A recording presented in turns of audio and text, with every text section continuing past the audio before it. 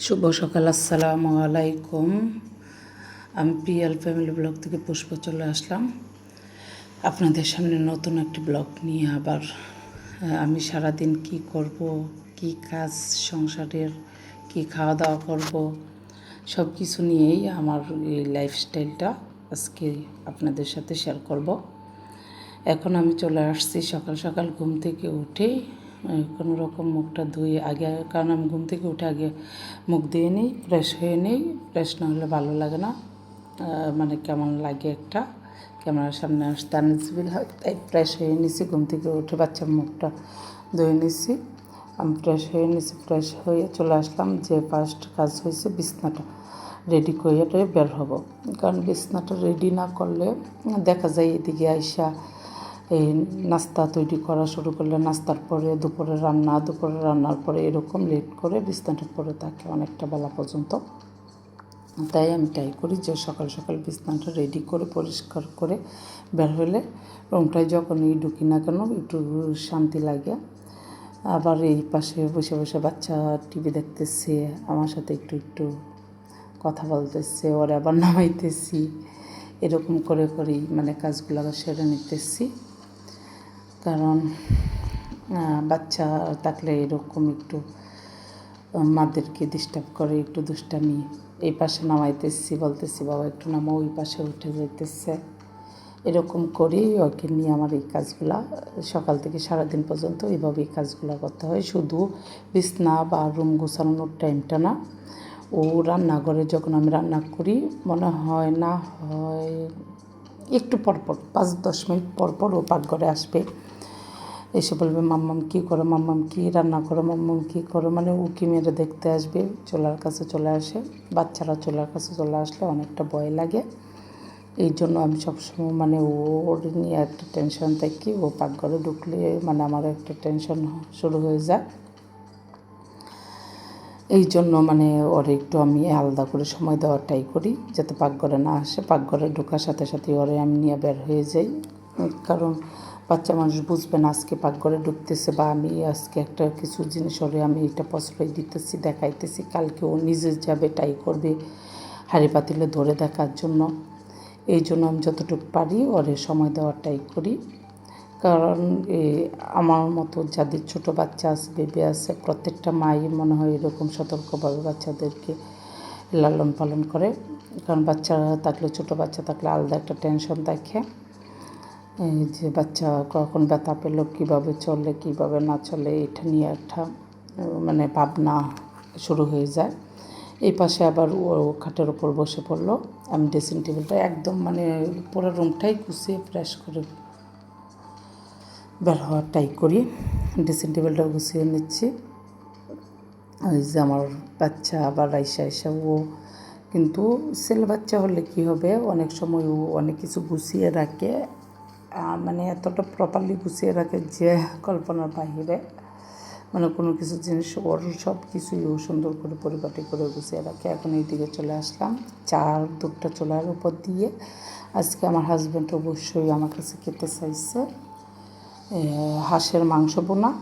অল্প একটু মাংস আছে, বেশি ছিল না, ওই দিন পোড়াটাই রান্না করে বলছিলাম, অল্প একটু রাখছি। হাঁসের মাংস বোনা খাবে আর সবজি খিচুড়ি।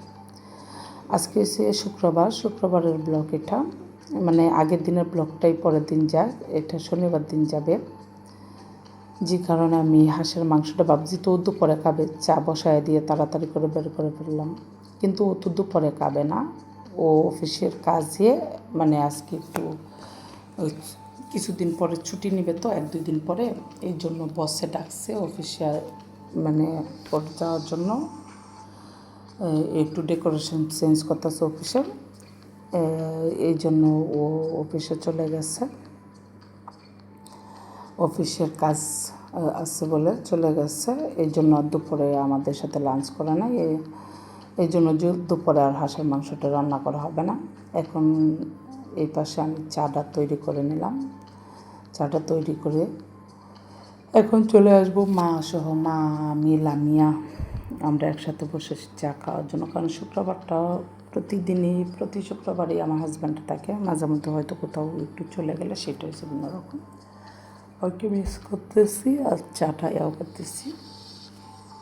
মানে আমাদের এখন চা খাওয়া হবে, এর সাথে বিস্কিট আর চাটাই মানে সকাল সকাল একটু হালকা পাতলা খেয়ে নেবো। ওই যে মার সাথে কথা বলতেছি, অনেক কথা বলছি, সব কথা মানে নিতে পারি নাই, তবে এরপর থেকে আমি ট্রাই করব কথাগুলো নেওয়ার জন্য, মানে মিউট করে দিতে হয়, যে কারণে ফুল ভিডিওটা আপনারা আমার ভয়েসেই শুনতে হয়। এরপর থেকে নেক্সট টাইম আমি ট্রাই করবো যে মার কিছু কিছু কথা নেওয়ার জন্য বা ফ্যামিলির আদার্স লোকের সবার, আমার বাচ্চার কিছু, এই যে বাচ্চা এসে আমার পাশে বসছে, ও নাস্তা করতেছে, এখন এইখানে মা এই যে মাংসটা কেটে দিচ্ছে, ওই পাশে আমি মনে হয় ভাত বসায় রাখছিলাম, এই জন্য আমি দৌড়ে চলে গেছি এই ভাত দেখার জন্য, কারণ আমরা আজকে দুপুরে একদম ভর্তা ভাত এগুলোই খাবো। ওই যে ওপর থেকে মনি আপু, আমি বললাম না আমার হাজব্যান্ডের কাজিন, তাকে আমাদের উপরে সাততলায় উনি ভর্তা পাঠাইছে, আমি আর পরে দুপুর কিছু করি না, আমাকে ফোন দিয়ে বলতেছে পুষ্পা আমি ভর্তা পাঠাইতেছি, এই 3 রকমের ভর্তার আইটেম পাঠাইছে। তারপর আমি শুধু ভাত রান্না করে দুপুরে খেয়ে নিচ্ছি, আর তরকারি মরকারি কিছু রান্না করি না, আমি করে রাত্রের বেলা আবার এই খিচুড়ি রান্না করব, হাঁসের মাংস আর খিচুড়ি। মানে খুব ঘুম আসতেছে, বয়সটা দিতেছি প্রায় রাত্রের 2:30 বাজে, এই জন্য অনেকটা ঘুম আসতেছে, মানে গোসল করে পেটে অনেক খিদা লাগছে, আর আমি তো ভর্তা অনেক পছন্দ করি, এই জন্য গোসল করে চলে আসছি। বিশ্বাস করুন প্রত্যেকটা ভর্তাই অনেক মজা হয়েছিল, খেতে অনেক টেস্টি হয়েছিল। এন কচু ভর্তা ছিল, মানে এটা মনে আপু ছাদ বাগানের গাছের সবগুলো ছিল, আর একটা কী জানি কানকুনি পাতা না কী পাতার একটা ভর্তা ছিল, তারপরে মূলার একটা স্যালাড ছিল, 3 রকমের আইটেম দিয়ে পাঠাইছে, সব মনে আপু ছাদ বাগানের সবজিগুলা এই যে তৈরি করছে, তো এই জন্য আমার জন্য দিয়ে পাঠাইছে। পরে দেখা যাবে এই দুপুরে খাওয়ার পরে সন্ধ্যার দিকে আবার মনি আপু আসবে, তখন মানে ক্যামেরার সামনে আসে না, তো এই জন্য আমি ভিডিওটা নিই না। এখন দেখেন এইদিকে আমি আমাদের মাছের তরকারি ছিল, মাছ তরকারিটা খাইনি, মাছ খেতে যে মাছের কাঁটা ঢুকে গেছে, মানে এটা ম্যাক্সিমাম টাইমে আমার এরকম হয়, দাঁতের পাখি মাছের কাঁটা ঢুকে যে চিকন সূক্ষ্ম কাঁটা, এগুলো পরে আমার অনেক ভয় লাগে, এই জন্য আমি মাছ খেতে গেলে অনেক সাবধানে খাই, মানে ফুললি মানে একটা কী অবস্থায়। এর আগে একদিন আমার এরকম মাছের কাঁটা ঢুকে গেছিলো, তারপরে শুন দিয়ে আমার বের করতে হয়েছে, অনেকটা কষ্ট হয়েছে, দাঁতের পাকা থেকে ব্লাড বের হয়ে গেছিলো, এই জন্য আজকেও যখন ঢুকছে তখন আমি অনেকটা ভয় পাইতেছিলাম, তারপরে হাতেই যাই হোক খুব তাড়াতাড়ি বের করে ফেলছি।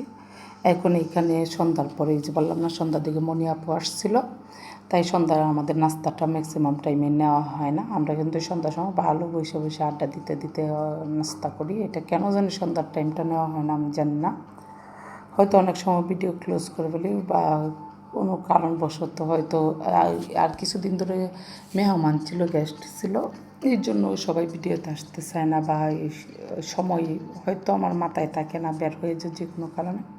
মা এদিকে সবজি কেটে দিচ্ছে, আর এদিকে আমি চলে আসছি ওই যে অল্প একটু হাঁসের মাংস ছিল এটা রান্না করার জন্য। হাঁসের মাংসটা আমি সবসময় আজকে আপনাদের আমার পার্সোনাল একটা রেসিপি বলে দিই।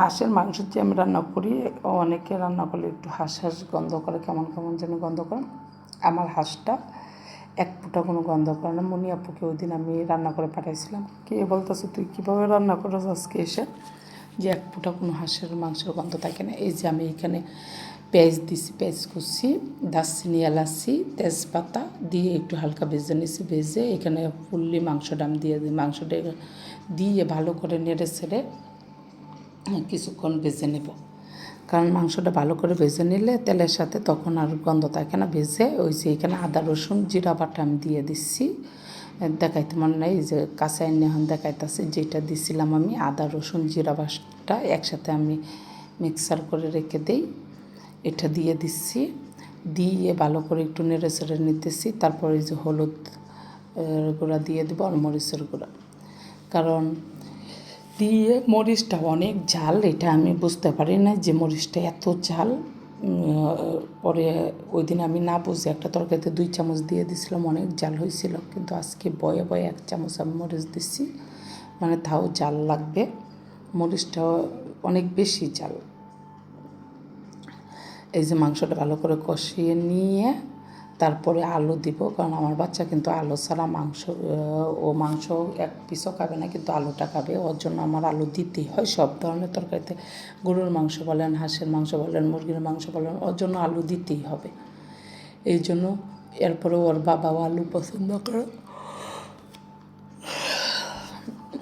হাঁস বোনাটা মানে খাওয়া হয় না, হাঁস বোনা খাওয়া একরকম মজা, তবে আলু দিয়েও ভালোই লাগে, আলু দিয়ে অনেকটাই ভালো লাগে।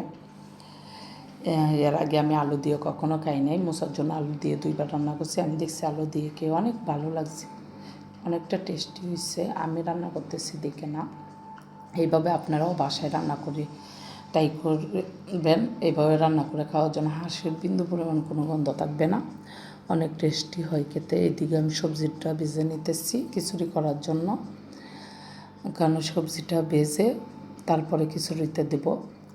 সবজিটা ভেজে রেখে উঠিয়ে এখন আমি দিয়ে দিলাম পেঁয়াজ কুচি, আবার ওই দারচিনি এলাচি সব কিছু দিয়ে একটু হালকা ভেজে নেব। নেওয়ার পরে মানে খিচুড়ির চাল ডাল ওইদিকে মিক্সার করে আমি ধুয়ে রেখেছি। এইদিকে আমার হাঁসের মাংসটা হয়ে গেছে, আবার একটা টমেটো দিয়ে দিছি, টমেটো দিলে একটু ভালো লাগে। এখন হলুদ দিয়ে দেবো, হলুদটা মানে খিচুড়িতে কালার না আসলে আমার ভালো লাগে না দেখতে। খিচুড়িটা একটু কালারফুলি হলে আমার দেখতে অনেকটা ভালো লাগে, আমার কাছে ভালো লাগে, কেন জানি কার কাছে কেমন লাগে জানি না। খিচুড়ি মানে একটু কালারফুলি, অল্প করে সামান্য একটু মরিচের গুঁড়া দিয়ে দিলাম, দিয়ে এখানে আবার আমি আদা রসুন দিচ্ছি, আদা রসুন জিরা বাটা দিচ্ছি।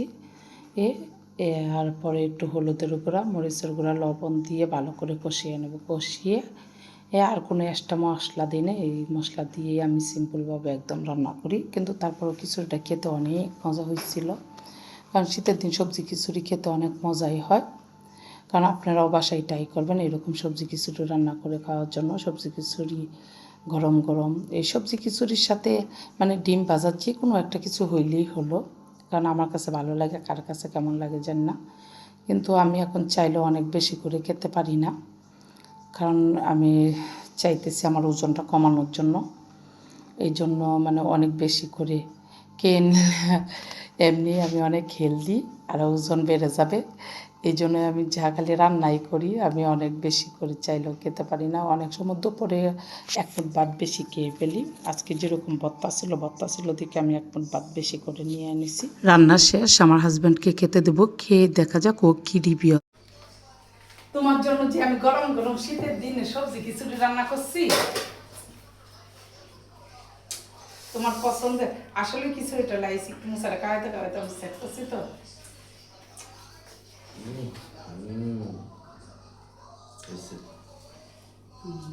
একটু সাজাই দিই সুন্দর করে, বিশ্বাস করবা ওটা এটাই এলাচ। তোমার একটা বাটিতে কি তরকারিটা দিব না, এখানে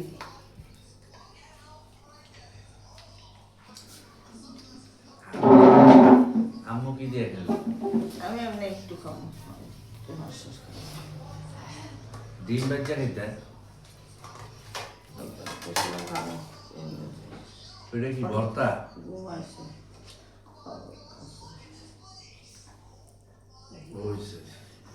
খায়া তুমি আমার রিভিউটা দিবা কেমন হয়েছে। তোমার রিভিউর পরে আমি খাবো, যাবো।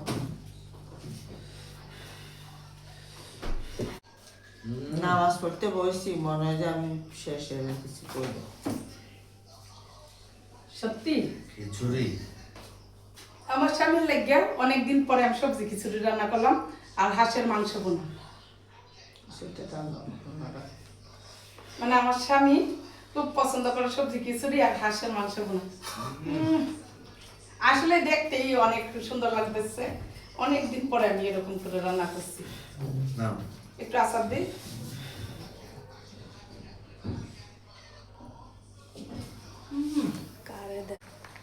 আনলে মনে তো